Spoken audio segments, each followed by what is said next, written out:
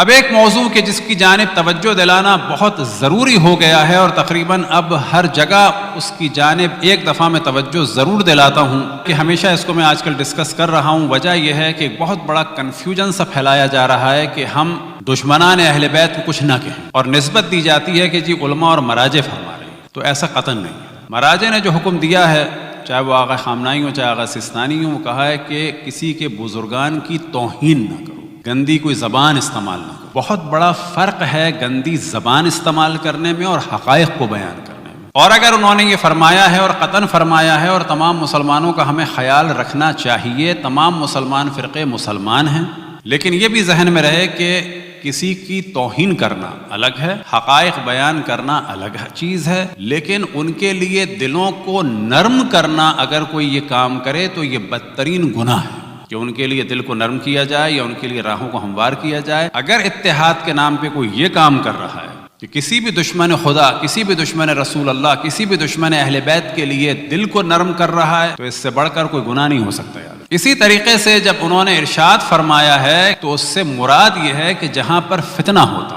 لیکن اگر ہم اپنے بچوں کو بتائیں اہل بیت کے فضائل اور دشمنان اہل بیت کی خباثت، تو یہ ہم پر بتانا لازم ہے. لہٰذا کھل کے کہیں کسی چیز کو ڈسکس کرنا الگ موضوع ہے، اندر ایک اپنے لوگوں کو آگاہ کرنا یہ ایک الگ چیز ہے اور ضروری چیز ہے. اور پھر ایک جملہ کہا جاتا ہے آج کل جو بہت عام ہو چکا ہے اور بہت سننے میں آتا ہے، اور خصوصاً ہم لوگوں کو تو بہت ہی سننے کو ملتا ہے، اور بعض دفعہ اس پہ نصیحت بھی کی جاتی ہے، اور بعض دفعہ جب اس نصیحت پہ عمل نہ ہو تو ہمیں مخالفت بھی اٹھانی پڑتی ہے. وہ کیا ہے کہ جی آپ صرف فضائل بیان کریں، دشمنوں کے ذکر کی کیا ضرورت ہے. تو یہ بھی ایک انتہائی زہریلا ڈوز ہے کہ صرف فضائل بیان کریں. اس کا نتیجہ کیا نکلے گا؟ فرض کریں کہ اپنے بچوں کو صرف ہم نے فضائل بتائے پنجتن کے، فرض کریں بعد میں بچوں نے عمر کے کسی مرحلے میں 40 سال میں 50 سال میں دشمنان اہل بیت کے بھی فضائل سن لیے. فرض کریں ہم نے پنجتن کے فضائل بتائے صرف اور دشمنوں کے بارے میں کچھ نہیں بتایا. اب بچہ 40 سال کا ہو گیا، 50 سال کا ہو گیا ہمارے مرنے کے بعد، اور بچے نے فضیلت سنی حضرت سلمان فارسی کی، وہ قبول کرے گا کہ نہیں کرے گا؟ کرے گا. اس نے فضیلت سنی جناب عمار کی، جناب مقداد کی، جناب حجر بن ادئی کی یا جناب مالک اشتر کی، وہ قبول کرے گا. لیکن سوال یہ پیدا ہوتا ہے کہ اسی دوران اگر اور بعض لوگوں کی تعریف بھی سن لی تو وہ کیوں قبول نہیں کرے گا؟ وہ انہیں بھی قبول کرے گا اور یہ کہہ کے قبول کرے گا کہ ہمارے ابا نے اپنی نالج کے حساب سے 5 افراد کا ذکر کیا اور باقیوں کا ذکر ہمارے استاد نے یا پڑوسی نے یا محلے کی مسجد والے نے کر دیا، قاتلان جناب سیدہ کا، دشمنان مولا امیر المومنین کا. تو نتیجہ کیا ہوگا؟ اب یاد رکھیں کہ ہماری نسل سے صحیح اسلام اور دین ختم ہو جائے گا. بس یہ یاد رکھیں کہ صرف فضائل اہل بیت کا کوئی فائدہ نہیں ہے. بہت کھری اور واضح بات، صرف فضائل اہل بیت کا کوئی فائدہ نہیں ہے جب تک کہ ان کے دشمنوں کی معرفت اور ان سے براءت نہ. اور برات کے معنی یہ ہے کہ کم سے کم ہمیں پتا ہو کہ اللہ کے مقابلے میں شیطان ہے، انبیاء کے مقابلے میں کبھی قابیل تھا، کبھی شداد تھا، کبھی ہامون تھا، کبھی قارون تھا، کبھی انبیاء بنی اسرائیل کے مقابلے میں کوہین تھے، کبھی انبیاء بنی اسرائیل کے مقابلے میں جعلی قسم کے رہبائے تھے، کبھی جناب عیسیٰ کے مقابلے میں بنی اسرائیل کے کچھ لوگ تھے. کیسے ہو سکتا ہے کہ ہم اچھے کو جانتے ہوں اور برے کو نہ جانتے ہوں؟ یہ کیسے ہو سکتا ہے کہ معاملے کو ایسے چھوڑ دیا جائے تاکہ کچھ عرصے کے بعد اچھے اور برے آپس میں مشکوک ہو جائیں؟ مجلس عزا کا جو اصل ہدف ہے وہ ظلم کو آشکار کرنے کے ساتھ ساتھ فضائل ہیں، اور فضائل کے ساتھ ساتھ کیا ہے کہ پتہ چلے کہ دشمن کی کیا خصوصیات تھی. اور تبرے سے قطعاً کے معنی نہیں ہے گالی گلوچ، اور کہیں بھی نہیں ہوتی. اگر کوئی ایک آدھ آدمی کرتا ہو، کچھ کر لیتا ہو، تو اس کو نہیں کہا جا سکتا شیعہ قوم کا ایک اظہار براءت، چاہے وہ اعوذ باللہ من الشیطان الرجیم کے ذریعے سے ہو، چاہے وہ لا الہ کے ذریعے سے ہو. اور جب تک آپ 360 اس زمانے کے بتوں کا انکار نہیں کریں گے تو اس ایک کے اقرار کا فائدہ نہیں ہے. اس دل میں کہ جہاں 360 یا اس سے زیادہ بت ہوں، وہاں پر ایک اللہ کے ذکر سے مسئلہ حل نہیں ہوگا. ان تمام خباثتوں کو نکالنا ہوگا اور اللہ سبحانہ و تعالیٰ کے ذکر کو کرنا ہوگا. انبیاء کے مقابلے میں جتنے طاغوت آئے ان سب کو جاننا ہوگا، ان سب کا انکار کرنا ہوگا، پھر انبیاء کی نبوت کا اقرار کرنا ہوگا. آئمہ کے مقابلے میں جتنے طاغوت آئے ان سب کا انکار کرنا ہوگا اور ان کی ولایت کا اقرار کرنا ہوگا. تو یہ ایک چیز اس کی جانب توجہ دیں، کیونکہ یہ بہت ہی شدت سے یہ نظریہ چل رہا ہے اور عام طور پر ایک سادہ آدمی کہتا ہے کہ جی بات تو صحیح ہے، جبکہ یہ بات قطعاً صحیح نہیں ہے. لہذا ابھی مشہور و معروف ایک لاہور کے مدرسے کے پرنسپل اور مدیر نے بھی فرمایا کہ جی شیعوں نے اصحاب کا حق ادا نہیں کیا اور اصحاب آپس میں بانٹ لیے.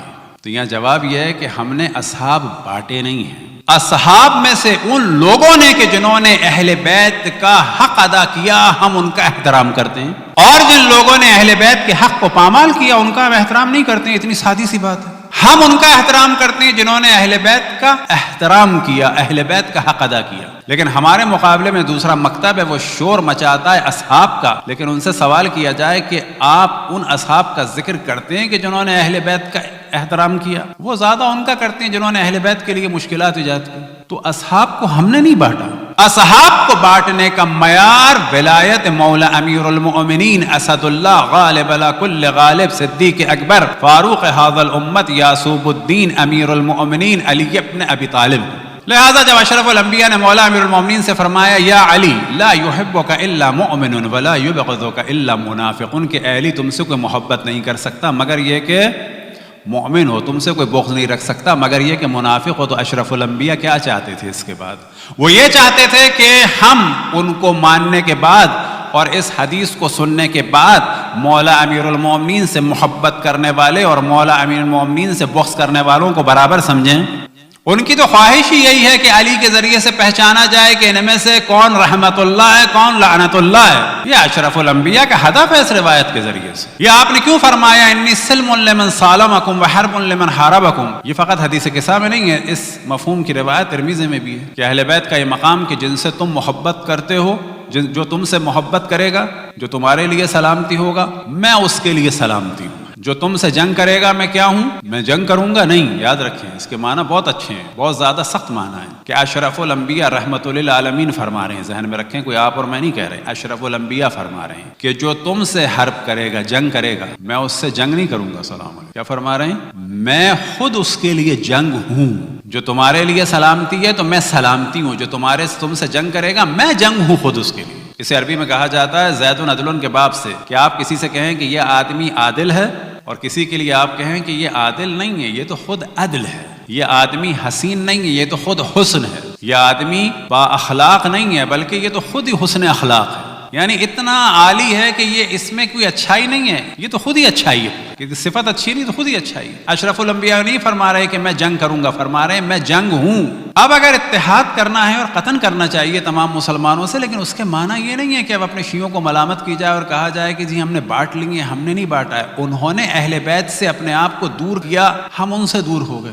انہوں نے اپنے آپ کو اہل بیت سے دور کیا, ہم ان سے دور ہو گئے. اب یہ کہ حق ادا نہیں کیا, کون سا حق ادا کیا جائے؟ کیا یہ ممکن ہے کہ جناب سلمان کو, یا بالفاظ دیگر اور اچھی مثال دی جائے, کیا یہ ممکن ہے کہ جناب ابو ذر کو اور جنہوں نے ان کو جلا وطن کیا دونوں کو ایک سمجھیں؟ یہ کیسے ممکن ہو سکتا ہے؟ اب سمجھ میں نہیں آتا کہ جب سیاسی بات ہو تو کہا جاتا ہے کہ جی دشمن کی مخالفت کرنی چاہیے اور قتل کرنی چاہیے. کیا یہ ممکن ہے قاتل اور مقتول کو ایک سمجھا جائے؟ کیا یہ ممکن ہے ظالم و مظلوم کو ایک سمجھا جائے؟ خود ان سے سوال کیا جائے کیا یہ ممکن ہے کہ ساؤتھ افریقہ میں ظلم کرنے والوں کو, نیلسن منڈیلا کو ایک سمجھا جائے؟ کیا یہ ممکن ہے کہ فلسطینیوں کو اور اسرائیلیوں کو ایک سمجھا جائے برابر؟ یہ کیسے ممکن ہے؟ اب زیادہ سے زیادہ اگر انسان کو کہنا ہو تو یہ کہے کہ بھئی حالات سازگار نہیں ہیں, بہت سارے کام کھل کے نہ ہوں. لیکن ایسی بات کرنا کہ جس سے اگلی نسلوں میں انحراف پھیل جائے تو قطعاً ان کاموں سے بچنا چاہیے. اب اصحاب کے بارے میں کہ جیسا کہ ہم نے توجہ دلائی کہ ہم نے حق ادا نہیں کیا, وہ کون سا حق ہے, اور ہم نے بانٹ لیے, تو ہم توجہ دلائیں کہ ہمارے یہاں معیار ہے اصحاب کا.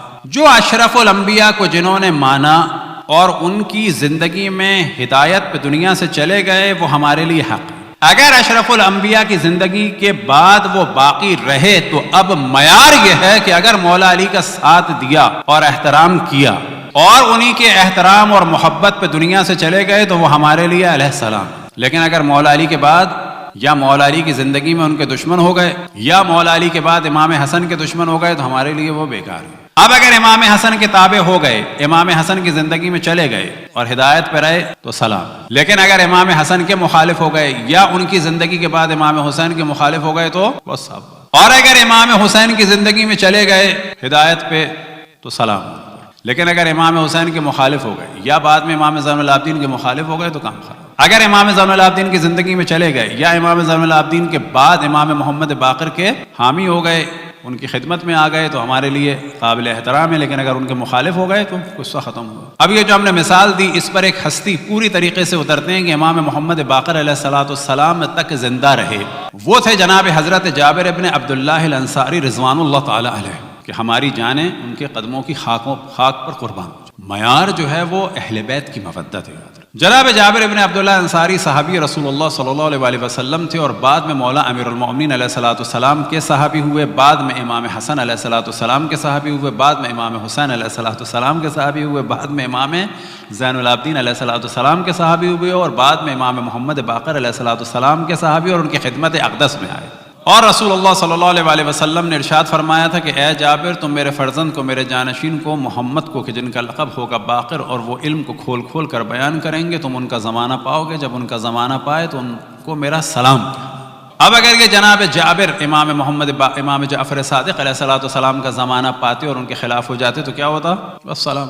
تو معیار جو ہے وہ اہل بیت علیہم الصلوۃ والسلام کی مودت ہے، اور یہ وہی معیار ہے کہ جس کی جانب اللہ سبحانہ و تعالیٰ نے توجہ دلائی۔ کیا توجہ دلائی؟ اے میرے حبیب کہہ دو کہ میں تم سے اپنی رسالت کی کوئی اجرت طلب نہیں کرتا، مگر یہ کہ میرے قربا سے مودت کرو۔ تو اصحاب کے معاملے میں جو معیار ہے، اور ہر انسان کے معاملے میں جو ہمارا معیار ہے، اگر وہ اہل بیت کی مودت رکھتا ہے تو قابل احترام۔ اہل بیت سے بغض رکھتا ہے تو اس سے ہمارا کوئی تعلق نہیں، اور یہ ناممکن سی بات ہے کہ جو اہل بیت سے مودت کرے اور جو اہل بیت کا دشمن ہو، ان دونوں کو ہم برابر سمجھیں۔ خاموش ہو سکتے ہیں جان کے خطرے کی وجہ سے، خاموش ہو سکتے ہیں کسی اور مسئلے سے، لیکن اس خاموشی کو ایسا نہیں کرنا چاہیے کہ اپنی جان بچانے کے لیے، کسی فائدے کے لیے ہم کہیں کہ نہیں دونوں برابر ہیں۔ نا، برابر نہیں ہے ختم۔ اگر فرعون کے دور میں ہم ہوتے اور مخالفت نہ کر سکتے ہوتے تو بے شک ہم مخالفت نہ کریں، لیکن یہ کوشش نہ کریں کہ جناب موسیٰ اور فرعون برابر ہیں۔ یہ والی جو کوشش ہے یہ کام خراب۔